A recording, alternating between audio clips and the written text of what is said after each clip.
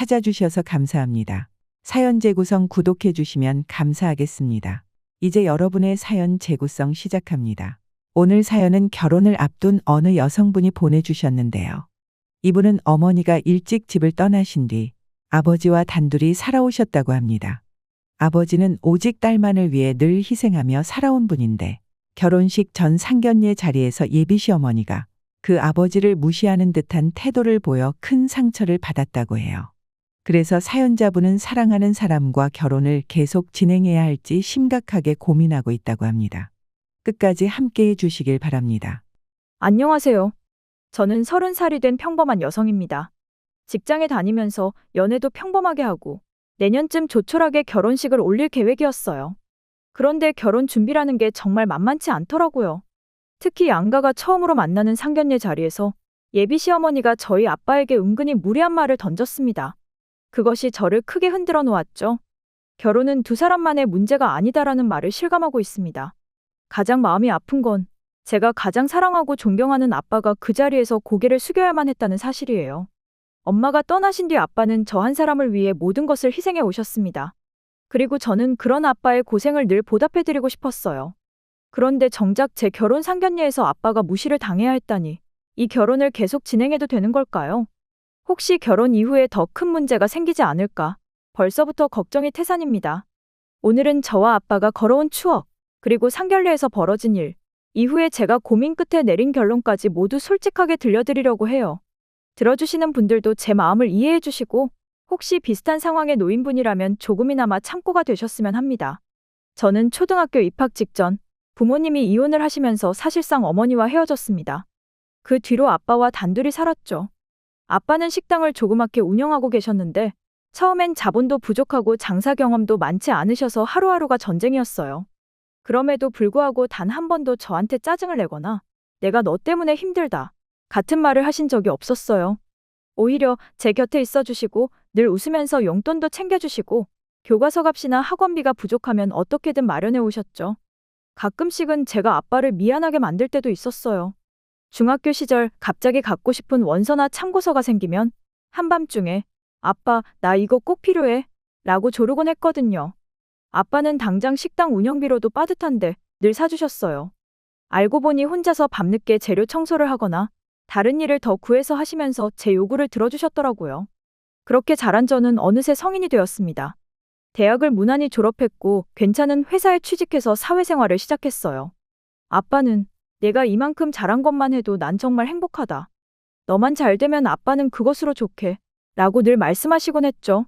그리고 제가 28쯤 되던 해 지금의 남자친구를 만났는데 그 사람이 정말 따뜻하고 배려심 많은 분이라서 저는 사랑에 빠졌습니다.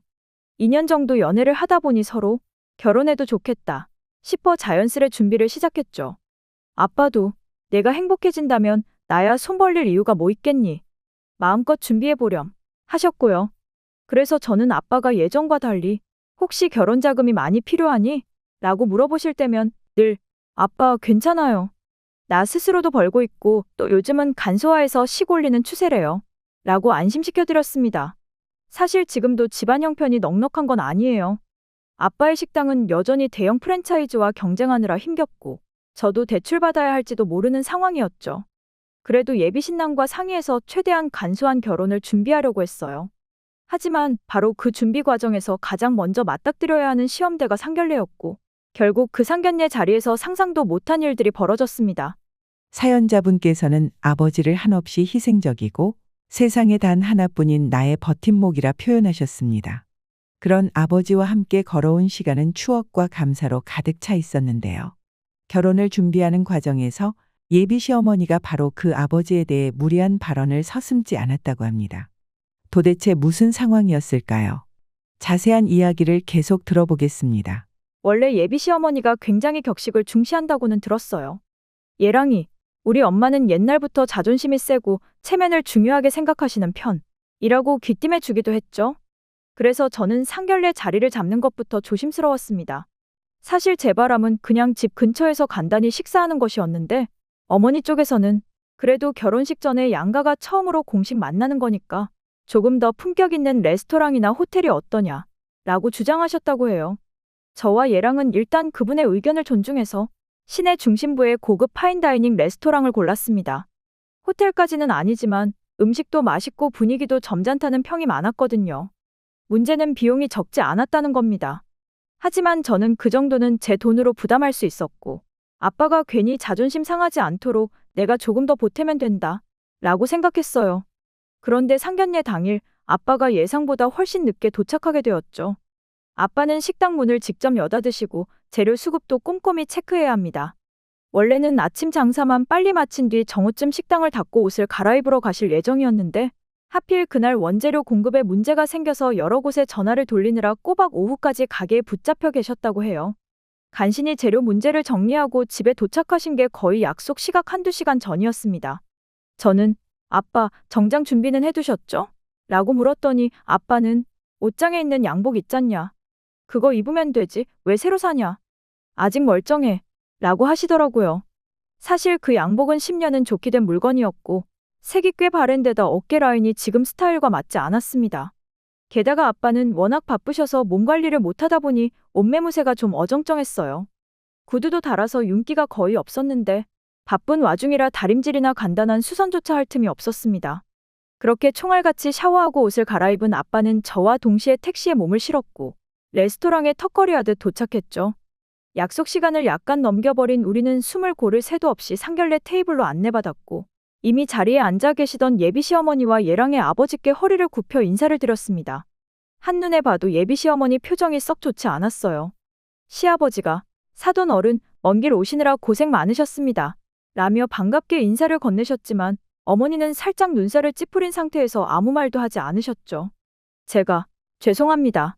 차도 조금 막히고 아버지도 일이 늦어지는 바람에 라고 말씀드리자 어머니는 일이 바쁘신 건 알겠지만 첫 만남에는 조금 더 신경을 써주셨으면 했는데요. 하고 대답하셨습니다. 짧은 한마디였지만 그 속에 담긴 서늘한 기색이 확 전달되더라고요. 식사 주문부터 삐걱거렸어요. 레스토랑 직원이 메뉴판을 내놓으니 어머니가 여기는 처음 와보는데 생각보다 그리 고급스럽진 않네요. 우리 같은 손님을 자주 받지는 않았나 봐요. 라고 하셨고 시아버지는 당황한 듯 그래도 인테리어는 깔끔한 편이구먼 하고 얼버무리셨죠. 저는 순간 이분은 벌써부터 마음에 안 드셨구나 싶었습니다. 그렇다면 아빠의 옷차림 이야기는 언제쯤 나오려나 마음속으로 불안했는데 머지않아 바로 터졌습니다. 주문을 마치고 대화를 나누던 중 어머니가 마치 미리 준비한 질문처럼 아버님 혹시 옷을 특별히 맞춤하신 건가요? 하고 물으시더라고요. 아빠는 머쓱하게 웃으며 아니요. 예전에 샀던 거라 요즘 가게 일이 바빠서 못 챙겼습니다. 죄송합니다. 라고 답했습니다.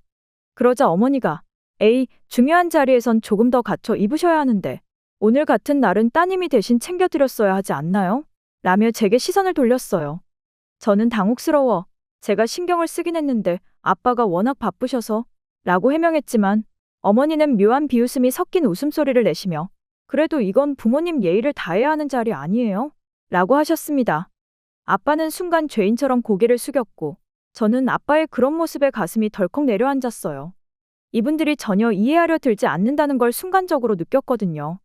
그럼에도 상견례가 파행으로 치닫지 않도록 애써 웃으며 저희 아빠가 평소엔 늘 일복이 많으세요. 원래 구두도 닦아 두셨는데 급하게 나오느라 그래도 마음만큼은 정말 정성을 다하고 있습니다. 라고 말했지만 어머니는 마음만 하고 받아치며 미묘하게 말을 흘리셨습니다. 이 지점부터 분위기가 급격히 식어가기 시작합니다. 예비 시어머니는 식당 선택부터 사소한 태도 하나까지 불만을 표출하며 특히 아버지의 단정치 못한 옷차림을 꼬집어 지적했죠. 게다가 사연자까지 이를 충분히 챙기지 못했다며 은근히 비난했습니다. 계속해서 어떤 상황이 벌어졌을지 들어봅시다. 처음엔 단순히 바쁘셨나 보네 수준이었는데 대화가 깊어질수록 예비 시어머니가 아빠를 대놓고 평가절하한다는 느낌을 지울 수 없었습니다. 주문한 음식이 나오고 서로 건배 아닌 건배를 하며 인사를 주고받는데 어머니가 갑자기 아빠의 식당 규모나 매출 상황을 물으셨어요. 아버님 식당은 어느 정도로 운영되나요? 요즘 자영업이 워낙 쉽지 않잖아요. 그래서 결혼 비용이나 이런 부분은 준비가 가능하실까요?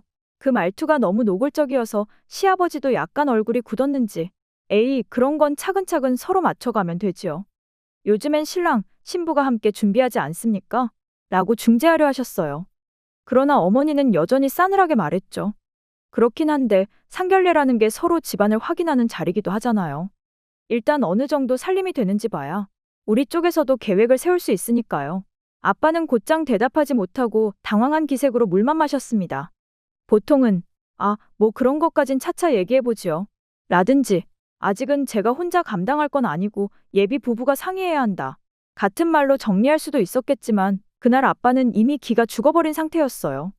결국 제가 대신 아빠도 성실하게 운영하고 계세요. 지금은 경기가 좋지 않아도 늘 열심히 뛰셔서 생각보단 나쁘지 않아요. 그리고 저도 직장 생활을 하고 있으니 결혼 비용은 둘이서 마련할 생각입니다.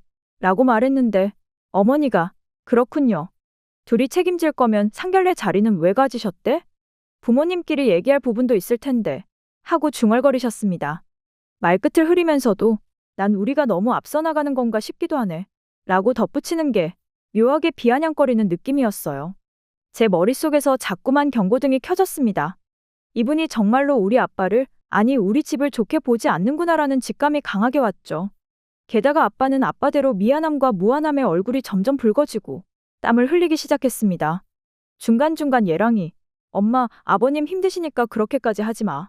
재료 문제가 있었다고 했잖아. 하고 말렸지만 어머니는 아니 내가 뭘 그렇게까지 했다고 그래? 그냥 궁금해서 물어보는 거지. 라고 되받아치셨어요. 식사가 얼추 끝나갈 무렵 정점을 찍는 말이 나왔습니다. 어머니가 갑자기 마치 명령하듯이 말씀하시는 거예요. 예를 들어 결혼식장이나 예식 비용을 지원받기 어렵다면 미리 솔직히 말씀을 해주세요. 그래야 우리가 그만큼 더 준비할 수 있으니까. 다만 결혼식 당일에 혼주석에 앉으셔야 하는 분이니 그때만큼은 꼬박꼬박 시간을 내서 제대로 차려입고 오실 거라고 믿습니다. 이런 상견례 자리에서까지 이렇게 나오시면 솔직히 예의가 아니라고 생각하거든요. 그 말이 떨어지자 저는 너무 놀라고 당황해서 말문이 막혔어요. 시아버지가 또 여보 그만해. 사돈 지금 기분 많이 상하셨을 텐데. 오늘은 첫날이니까 그냥 적당히 하고 나중에 조용히 상의하면 되잖아. 라고 만류했지만 어머니는 옆으로 고개를 돌리며 내가 대단한 말을 한 것도 아닌데. 현실적인 얘기 아닙니까? 라고 하셨습니다. 아빠는 드디어 더는 견디지 못하겠다는 듯 자리에서 일어나 고개를 숙이고 죄송합니다. 제가 정신이 없어 예의를 제대로 갖추지 못했네요. 사돈께서 언짢으셨다면 사과드리겠습니다. 라고 말씀하셨어요. 그 모습에 제 마음이 무너져 내려버렸습니다. 평생 나만을 위해 살아오신 아빠가 정작 내 결혼 상견례 자리에서 얼굴도 제대로 들지 못하고 사죄하는 모습이라니 너무나 비참하고 분한 감정이 동시에 치밀어 올라 입술이 떨리고 눈물이 왈칵 쏟아질 듯했죠. 결국 상견례 자리에서 아버지는 예비 시어머니에 잇따른 지적과 무시 섞인 태도에 굴복하듯 고개를 숙여 사죄하셨습니다. 사연자분의 마음은 말 그대로 무너져 내렸다고 해요. 과연 이 사건 이후 사연자분은 어떤 결정을 내리게 될까요? 그날 너무 참기 힘들었던 저는 결국 울음을 터뜨렸습니다. 레스토랑이라는 공적 장소에서 그리고 상견례라는 행사에서 울면 안 된다는 걸 알면서도 참아지질 않았어요. 아빠, 왜 사과를 하세요? 아빠 잘못이 아니잖아요. 하고 말을 쏟아내자 아빠는 미안하다, 딸아. 내가 보는 앞에서 이런 꼴을 보여서 라고 더 작게 웅얼거리셨어요. 예랑이 뒷자리에 있다가 황급히 나서서 어머니, 제발 그만하세요. 오늘은 첫 만남이니까 저도 죄송하다고요. 라고 했지만 어머니는 끝까지 뾰루퉁한 표정을 풀지 않으셨죠. 오히려 아니, 내가 무슨 폭언을 한 것도 아니고 이 정도 질문은 당연히 할 수 있다고 본다.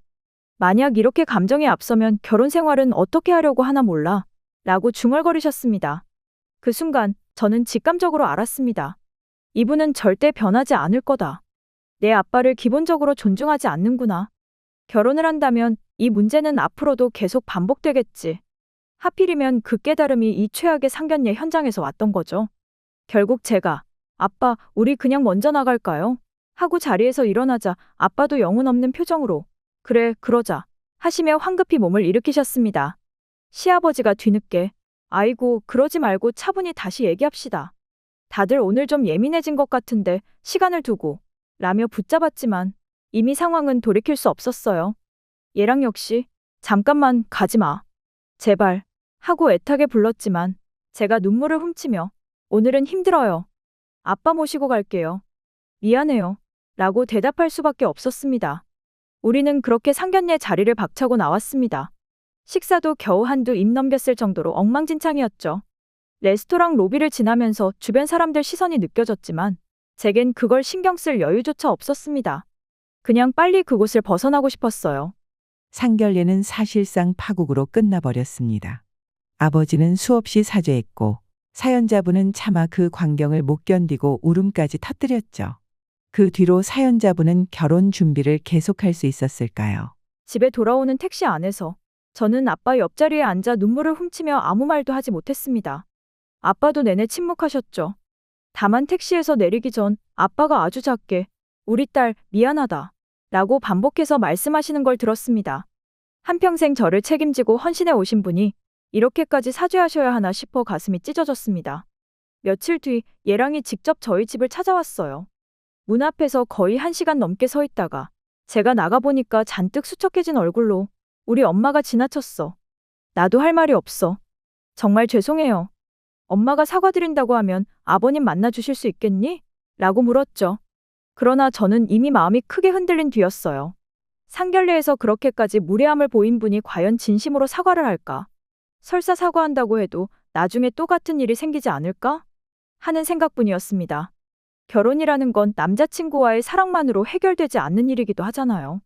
혼주 자리에 앉을 분들의 가치관과 태도 역시 제 삶에 큰 영향을 미칠 텐데 계속해서 이런 갈등을 감수할 수 있을지 자신이 없었습니다. 아빠는 그런 저를 보며 내가 정말 사랑하는 사람이라면 아빠는 반대하지 않겠다. 하지만 결혼 생활이 이어지는 동안 혹시 또 이런 무시를 받으면 어쩌려고 하니? 라고 조용히 물어보셨어요. 저는 대답 대신 눈물을 흘렸죠. 한편으론 아빠를 더 이상 상처받게 하고 싶지 않았고 또 한편으론 예랑에 대한 사랑이 완전히 사라진 건 아니었기 때문에 너무 괴로웠습니다. 결국 저는 깊은 고민 끝에 결혼을 포기하기로 했습니다. 예랑에게 통화로 내가 아직 엄마와 해결할 자신이 없어. 그리고 내가 아빠를 또다시 그런 자리로 내모는 건 못 견딜 것 같아. 미안해. 라고 전했어요. 예랑은 몇 번이고 붙잡았지만 이미 제 마음은 크게 돌아선 상태였죠. 아빠가 가슴 아파하며 고개 숙이는 꼴을 또 보고 싶지는 않다. 그분은 아빠의 진가를 알아볼 생각 자체가 없어 보인다라는 결론에 도달했으니까요. 혼인신고를 한 것도 예식장을 잡은 것도 아니었기에 법적 절차는 없었어요. 그저 서로의 마음이 무너졌다는 게 씁쓸했을 뿐입니다. 아빠가 언젠가 너 후회하지 않겠니? 라고 물었을 때 저는 죄송하지만 그 집안과 연을 맺어 평생 아빠가 무시받는 모습을 보며 사느니 차라리 지금 헤어지는 게 낫다고 생각해요. 라고 말씀드렸죠. 아빠는 묵묵히 제 손을 잡아주셨고 그날 이후로 우리는 결혼 얘기를 입에 올리지 않았습니다. 결국 사연자분은 파혼에 이르렀습니다. 평생 희생해온 아버지를 더 이상 무시받게 할 수 없다는 결심이 컸다고 해요. 사랑하는 사람이라 해도 그 가족 전체가 우리 가족을 존중해 주지 않는다면 결혼 생활은 힘들 수밖에 없죠. 마지막으로 사연자분이 전하고 싶은 이야기를 들어보겠습니다. 우리 아빠는 세상을 다 가져도 아깝지 않을 분입니다. 제가 자라면서 힘든 일이 있을 때마다 그분은 제 손을 잡아주셨고 딸이 필요하다면 뭐든지 주고 싶어 하셨죠. 어릴 때 운동회에도 학예회에도 다른 친구들이 엄마 손을 잡고 있을 때 아빠는 무슨 수를 써서라도 제 곁에 와주셨어요.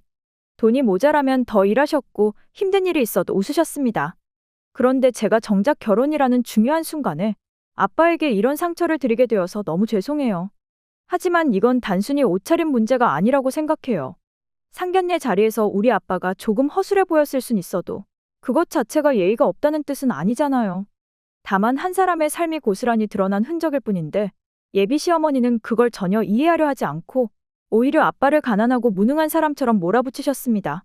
만약 결혼을 강행했다면 저는 언젠가 또 다른 이유로 우리 아빠가 그렇게 무시받는 광경을 지켜봐야 했을지도 모릅니다. 그래서 이번 파혼 결정이 슬프지만 최선의 선택이라는 생각이 들어요. 혹시라도 비슷한 고민을 하시는 분이 계시다면 꼭 말씀드리고 싶습니다. 결혼은 두 사람의 사랑만으로 되는 게 아니라 양가의 존중이 함께해야 가능한 일이에요. 특히 내가 가장 사랑하고 소중히 여기는 가족을 대하는 태도는 결혼 생활 곳곳에 영향을 미칩니다. 결혼식이 끝난 뒤에도 계속 이어질 일들이니까요. 상대 가족이 내 부모를 함부로 대하고 그를 대놓고 깎아내릴 때 여러분은 과연 평생 웃으며 살 수 있을까요? 저는 우리 아빠와 단둘이 살아온 수많은 추억을 지키고 싶었고 아빠가 또다시 상처받는 모습을 볼 자신이 없었습니다. 그래서 이 결정이 옳다고 믿습니다. 언젠가 더 좋은 인연을 만나면 그땐 제 아빠가 얼마나 귀하고 위대한 분인지 알아봐 줄 사람과 가족이었으면 해요. 그리고 오늘 이 사연을 들어주시는 분들도 가장 소중한 내 가족을 지키기 위해 어떤 선택이 필요한지 한번 고민해 보시면 좋겠어요. 저는 그게 파혼이든 대화를 통한 해결이든 결국 중요한 건 서로를 진심으로 존중할 수 있는가라고 생각합니다. 마지막으로 아빠에게 꼭 전하고 싶어요. 아빠, 내가 앞으로 많이 갚으면서 살게요. 그동안 미안했고 정말 고마워요. 제 이 한마디가 아빠의 마음을 조금이나마 덜 아프게 해드릴 수 있기를 바라며 이야기를 마치겠습니다. 네, 오늘 사연은 결혼을 준비하다가 겪은 파국 같은 상견례 이야기였고, 그 중심에는 딸을 위해 평생 헌신해온 아버지의 자존심이 있었습니다. 예비 시어머니가 아버지를 무시하는 모습을 보면서 사연자분은 결국 파혼을 택할 수밖에 없었다고 해요. 결혼은 양가가 서로 배려하고 존중해야 하는 일이기에 한쪽이 그런 태도를 보여주지 않는다면 진행하기 어려울 수밖에 없겠죠. 오늘 사연을 통해 여러분께서도 결혼과 가족에 대해 다시 한번 생각해 보는 계기가 되셨으면 합니다. 부모님이 평생 쏟아부은 사랑을 함부로 대하는 사람들과 얽혀서는 비록 결혼을 한다 해도 쉽지 않은 길이 될 테니까요. 지금까지 사연 재구성이었습니다. 사연자와 아버지 두 분의 앞날에 평안과 행복이 깃들길 진심으로 기원합니다. 감사합니다.